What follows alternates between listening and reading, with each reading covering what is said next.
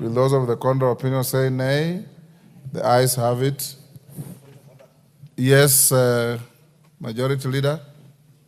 Honorable Speaker, I beg your indulgence before we move to the next order, which is Committee of the Whole House.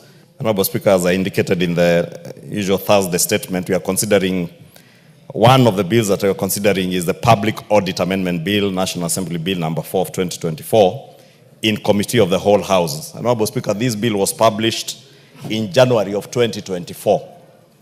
And we considered in second reading, debated, and after debate, the only thing that has been pending is a Committee of the Whole House. Honorable Speaker, I wanted to give a statement regarding misinformation and a disinformation campaign on this particular bill, which was perpetuated by one of the media houses, and I think many members have seen it. The Public Audit Amendment Bill of 2024. And you have seen in the media, and I think this was perpetuated by one of the media houses. I don't know whether it was a fake story or a real story, because what was initially circulated had the banner of one of the media houses, and consequently picked up by the media, alleging that the National Assembly has drafted a bill that is taking away the powers of the Auditor General, following the pronouncements that the Auditor General had done in her normal audit reports, which are before this House and before committees of this House, Honorable Speaker. Honorable Speaker, when that happened, the usual characters on social media picked it up and spiraled it out of control, alleging very absurd things and very unconstitutional things that were being done by this bill. And I thought it was important that we set the record straight on the import of the Public Audit Amendment Bill of 2024, which, as I've said, was published in January of 2024, not January of 2025. Therefore, if anyone imagined, as they have been saying on social media, that this bill was targeting the Auditor General because of her recent report, it is very far from the truth. But it is this campaign of misinformation and disinformation, Honorable Speaker, that saw this House suffer immensely in terms of reputation and interference with our work that led up to the events of June 2025 because of a campaign, deliberate campaign of disinformation. Honorable Speaker, in this light, it is this light of sensationalized, inaccurate, false, misleading reports that the bill seeks to remove the Auditor General from office. And nothing could be further from the truth. Honorable Speaker, the Office of the Auditor General, as we all know, is an independent constitutional office whose tenure and independence is well protected in our Constitution under Article 229 of our Constitution. And that is why, even in my response on Twitter or on X, I told them there are certain unconstitutional things anyone cannot even fathom that can be done through an act of parliament like this. Honorable Speaker, the bill seeks to amend the Public Audit Cap 412B in order to align it with the Constitution following a declaration issued by the High Court in the case of Transparency International Kenya versus the Attorney General and two others of 2018, petition number 388 of 2016, the Transparency International Kenya case. That's sections 4.2, 8, 12, 17, 1, 18, 27, 40, 42, and 70 of the Public Audit Act, Cap 412B, are unconstitutional. And that is a court that ruled that. And therefore, all that this bill sought to do is to align, or rather to correct the unconstitutionality of what was found to have been unconstitutional in the bill that had been passed earlier in 2016, in the last parliament. In the Transparency International case, Transparency International TI Kenya, the petitioner filed a petition against the Attorney General and the Auditor General and the Africa Center for Open Governance, AFRICOG, as first and second interested parties, respectively. The petitioner challenged constitutionality, the constitutional validity of sections 4, 2, 7, 1G, 9, 12, 14, 17, 18, 18 subsection 3, and the entire part 3. That is section 25, 26, 27, sections 40, 42, 68, 70, and 72 of the Public Audit Act, Cap 412B. Justice Chacha Mwita held that sections 4.2, 8, 12, 17.1, 18, 27, 40, 42, and 70 of the Public Audit Act, Cap 412B, were inconsistent with and in contravention of the Constitution and were invalid. Honorable Speaker, this is the reason why we had this bill, so that we could align the Public Audit Act to the High Court declarations. I have looked at the Departmental Committee on Finance and National Planning's report that was tabled and its proposed amendments to the bill, and I have not seen anywhere of a proposal to remove the Auditor General as head of the National Audit Office. In any case, when the Auditor General, Honorable Speaker, appeared before the committee and she made representations before the Finance and National Planning Committee, she never indicated that the bill sought to remove her from her office. The committee report is publicly available and on the parliamentary website. And again, in my ex-post, I did indicate so that Kenyans may be appraised of accurate information regarding the business, either before the House or that is speculated to be before the House. Because I have also seen others speculating that there are bills touching on border borders in the National Assembly. And the bill that was proposed about border borders was proposed by the senator for Kakamega in the Senate as a private member's bill. Honorable Speaker, it is my plea that in reporting business that is before the House, and it's my plea to our very good journalists in the Fourth Estate, when you are reporting business before the House, please report accurately, maintain the highest levels of journalism standards with accuracy, and refrain from having sensational stories that are only geared towards inciting members of the public or selling your otherwise slow-moving newspapers.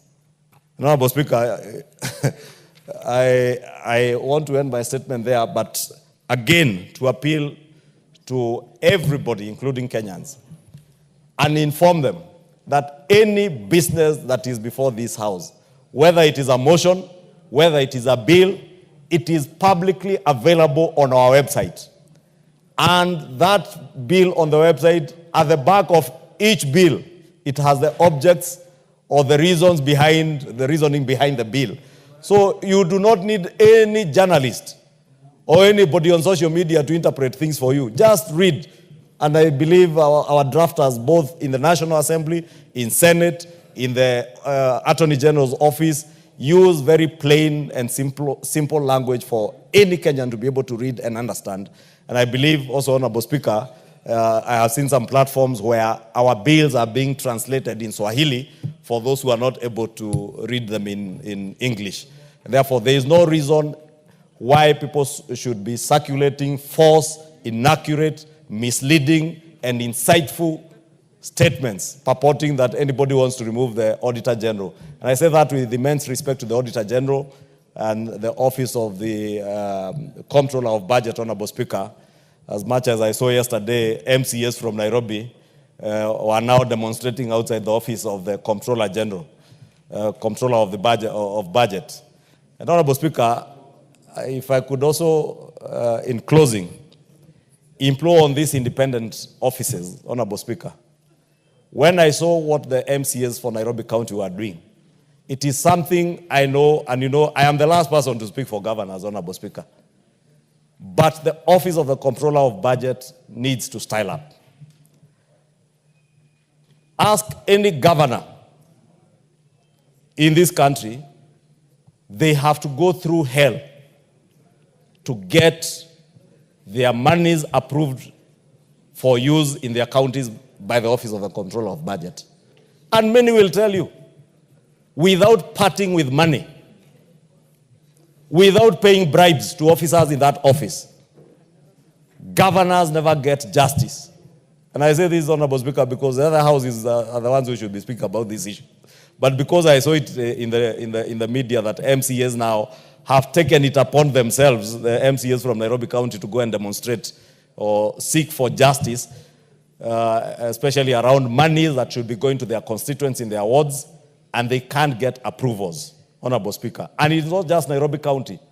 across the country, governors and county governments are suffering because of inefficiencies and corruption in the office of the Comptroller of Budget. But because they're independent offices, they imagine if anyone speaks about them, the whole world will come crumbling down, saying, oh, you're attacking independent offices. Their independence can never go without being checked, and it is only Parliament that can check these independent offices, and even the office of the Auditor General, Honorable Speaker. The Auditor General reports to Parliament. That is why her reports are sent to the National Assembly and the Senate for those that relate to counties, for them to offer an opportunity to the MDAs, the ministries, departments, and agencies of government to appear before our oversight committees and answer to all the issues that the Auditor General has raised. And therefore, when again people pick sensational issues that are in the Auditor General's report without paying any attention to the responses by the management of the MDAs, Honorable Speaker, then we run the risk of sensationalizing everything about the running of public offices in this country. And therefore, we must call for accountability even in these offices, Honorable Speaker. And I want to take the opportunity, even as we correct the misinformation, to call for accountability even within our independent constitutional office like that of the Comptroller of Budget. And I have said it, Honorable Speaker, and I am certain if our governors had the forum like I have here, they will tell you they are suffering. Speak to any governor, they will tell you they have to bribe officers in that office of the Comptroller of Budget to get their expenditures approved. And that's why you've seen MCAs really crying out on behalf of the people that they represent. Because MCAs are people's representatives like members of Parliament. They represent constituents who are waiting for drugs to get to hospitals in their wards. Children who are waiting for bursaries. As much as, again, I hear there was something else to do with bursaries coming from the counties, Honorable Speaker. But we must speak for these people, because if we do not, Honorable Speaker, it then becomes fashionable in our sport to just talk about the sensational reporting that is out there, but nobody is holding to account these independent officers. But that is our mandate, and we must do it. Thank you, Honorable Speaker. Yes, Janet. Mr. Speaker, I want to add my voice to what the majority leader has raised, Mr. Speaker. Mr. Speaker, this matter of the audit, the bill, has been sensationalized, Mr. Speaker, so much in the country, to the extent that they were saying the majority leader has tabled a bill in Parliament to remove the Auditor General from office, Mr. Speaker. And I was shocked, because I'm a member of this House, and I have never seen a bill of that type, Mr. Speaker. And what even shocked me more is that the story was carried by a highly reputable newspaper, media house, Mr. Speaker. Mr. Speaker, what is happening nowadays in our country in the sphere of media, Mr. Speaker, is shocking. Nowadays you'll wake up to headlines that are saying, stupid man, useless man. Mr. Speaker, what kind of media is that? Where is the Media Council of Kenya that's supposed to regulate the media? Where is, if people are aggrieved on what media is doing, where do you complain to, Mr. Speaker? And there are no apologies. They will move on. They can write anything today, tomorrow they will write another one, Mr. Speaker, and nothing happens. Secondly, Mr. Speaker, but the main issue I wanted to bring to the attention of the House, Mr. Speaker, the Auditor General reports to the National Assembly in terms of expenditure of government, Mr. Speaker. Mr. Speaker, I have been a member of the Public Accounts Committee in the last two parliaments.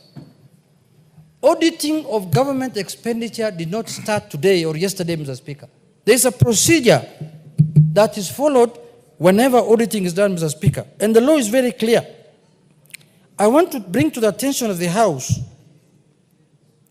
that Article 226 of the Constitution, as read with the Public Audit Act 412B, Mr. Speaker, provides for the procedure of auditing, Mr. Speaker, which requires that the Auditor General engages the public servants who are in the public offices, audits them, and reports to Parliament.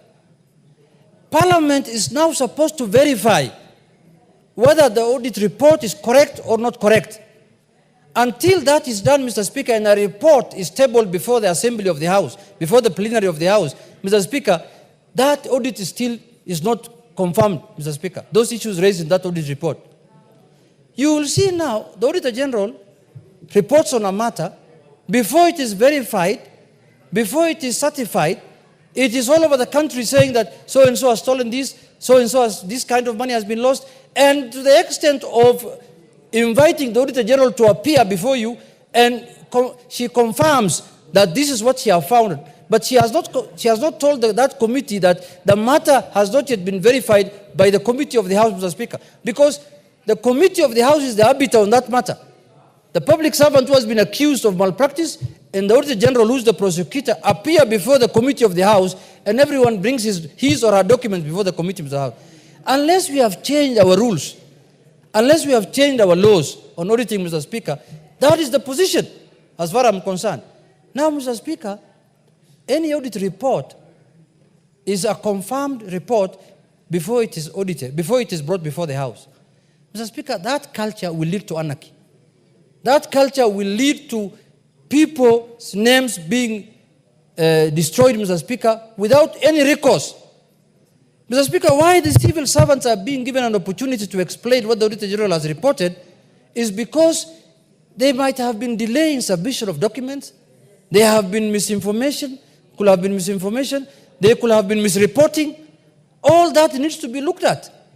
But if the Auditor General's word is final, then why report to Parliament then? Why can't the auditor do the report and publish it, and that should be the end of the story? That is not what the law says. And we must be people who are guided by the Constitution and the law. Secondly, Mr. Speaker, Kenyans nowadays are asking themselves whether these independent offices that they gave themselves unto through the new Constitution is really serving them. Look at the controller of budget, Mr. Speaker. County government, you know, the controller of budget, Mr. Speaker, is supposed to check whether the expenditures that are being incurred by the county government and the national government are in tandem with the budget that has been approved by Parliament, period. But now, every county government must seek the approval of the controller of budget for any expenditure. If they want to build a dam, he must go to the controller of budget and ask her, can I build this dam or not? Then there is a lot of corruption. The other day, the controller of budget reported that the government, the national government, spent 1.3 trillion manual without passing through our office, Mr. Speaker. And he said that money was supposed to be spent electronically. Mr. Speaker, who is this mad person who knows that Parliament is going to audit them, Parliament is going to hold them accountable, and you can spend public funds which are not budgeted for? Mr. Speaker, the corruption in the controller of budget office must end. Devolution is suffering. Governors are suffering. Governors are unable to perform. Governors cannot access monies that have been appropriated for them, Mr. Speaker, because of the office of the controller of budget, Mr. Speaker. And it has been the norm. And the controller of budget has refused to take any action. She has been summoned to the Senate. She has been summoned to the National Assembly. Governors have gone to see her. The Council of Governors have gone to plead with her that devolution is suffering. There is corruption in her. For every approval, you must part with something. Governors are saying openly everywhere that for us to get approval from the Controller of Budget's office, we must give some money. Mr. Speaker, under this era, where the country is facing problems and devolution is almost on its deathbed, but money has been given and the Controller of Budget is stifling it, Mr. Speaker, it is up to this House now to rise to the occasion and take action. With those few remarks, Mr. Speaker, I conclude. David, Speaker.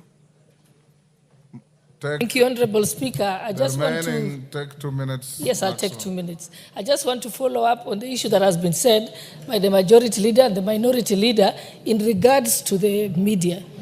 We can see that there is indiscipline in the fourth estate, and we have allowed that indiscipline because there are no consequences for misreporting and misinformation at all.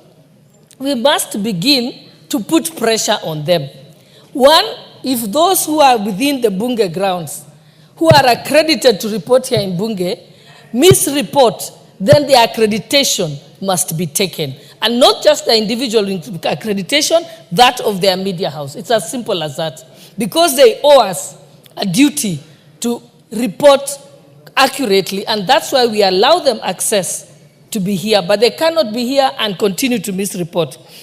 Also, we must ensure that there is legal consequences. Every time they misreport, if they misreport the Auditor General should sue them.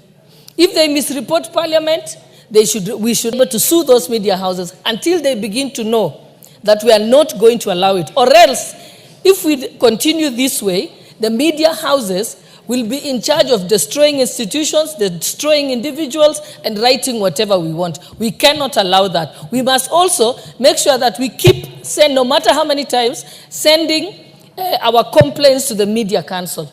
And if the Media Council doesn't take action, then we can take them to account. Thank you, Honorable Speaker. Yes, Makali Mulu, 2 minutes. Yeah, thank you very much, Honorable Speaker. Honorable Speaker, I just want to be very brief, and I want to talk about the issue of the media and the House. While I hear my colleagues saying it should be the work of this House trying to tell the media not to report, I see it different, Honorable Speaker. Because we are the initiators of the bills, most of the bills come from the government side, others come from the members. Why don't we have a communication strategy whereby either the owner of the bill or the Parliament do in a very simplified manner communicate the objects of the bill? Because commenting on this issue of the audit bill, Honorable Speaker, procedurally, and you know it, Speaker, budget issues relating to the Auditor General come to the Budget Committee. And this is basically because the Auditor General should be an annex of this House. The work of the Auditor General is to help this House do proper oversight because they give us information. So that being the case, Honorable Speaker, I don't know at what point we decided that this bill should be looked at by the Finance Committee, which normally looks at issues of Treasury. Because from where I say, I might be misinformed, I'm not a lawyer, but I thought procedurally, we have, as a House, we have actually guarded. We have more, as a House, we have made sure that we don't expose the Auditor General to the interaction with the Treasury. And I think that is good for democracy and for purposes of our oversight role as a House, Honorable Speaker. So even as we discuss this audit bill, for me, I think that the gap has always been because we might have not, as a House, communicated effectively what are the objectives of this bill. And I think the majority leader should have taken a bit of time to do that so that we don't allow Kenyans out there to comment on a bill which they don't understand. I submit, Honorable Speaker. Thank you. But Makali Mulu, and the objects of the bill in the bill itself. Yes, Kimani? Thank you, Honorable Speaker. Honorable Speaker, misinformation starts with errors. Disinformation starts with agenda. When I looked at what the media reported on this particular bill, I could tell for a fact that was the agenda that they were trying to pursue. This bill, Honorable Speaker, in any case, it is giving more power and more authority to the Office of the Auditor General. The function of, for example, auditing human resource was not expressly provided for in the law. And therefore, these particular proposals are actually giving more power and more influence to the Office of the Auditor General. On the issue of this disinformation, Honorable Speaker, last week we held a meeting with the Controller of Budget on the issue of those manual and automatic payments. I was surprised on the headline to see on the Sunday Nation the following day. I wondered, was this the same meeting I was chairing? Because the issue of that particular discussion, how it was translated, it is like National Treasury went to Central Bank and withdrew 1.3 trillion shillings in cash. And that is what disinformation was meant to inform Kenyans. And what that would actually meant, National Treasury, for a very long time, National Treasury will process payments manually. There would be a lot of paperwork that the PS has to sign, taken to the Control of Budget manually for approvals. What now National Treasury has done is to come from manual to automatic approval of transactions. However, because debt payments are extremely many and they're payments that are made every time, some of these processes have not fully migrated into automation, Honorable Speaker. So what we should be doing is congratulating the Principal Secretary and the CS National Treasury for coming out from the manual systems to the automatic systems and encourage them that all those payments should all be boarded onto automatic system, Honorable Speaker. But the disinformation is an agenda and you must call them out because... Honorable members, I think we'll end up there. It is important to point out to our compatriots in the media that we expect and require you to report factually, accurately, because these are not abstract issues. Bills are published, they are in print, they are posted on the parliamentary web, and you can also get hard copies from the government printer and from the House of Parliament itself. And we have said, following the President's set in the impeachment proceedings, that we will also be posting bills to offices of members of Parliament at the constituency and the county level for women reps, for members of the public to access these bills, those who want to read, understand, and they are free to critique without sensation, without disinforming.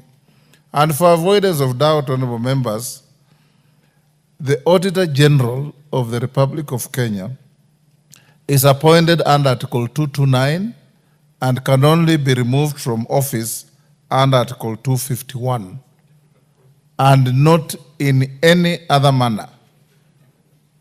The Speaker of this House will not approve any bill that is brought to this House to purport to remove the Auditor General, because the process of removing the Attorney General from office is provided for in the Constitution.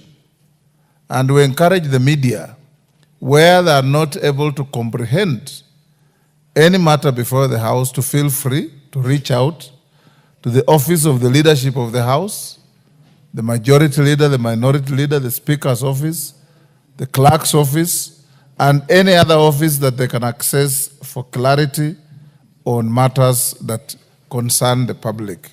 I think we can leave it there. Honorable members, I've got two short communications. In the public gallery of the House, we have Namanga Secondary School from Mathioya in Muranga. On my behalf and on your behalf, we welcome the students and their teachers to the House of Parliament.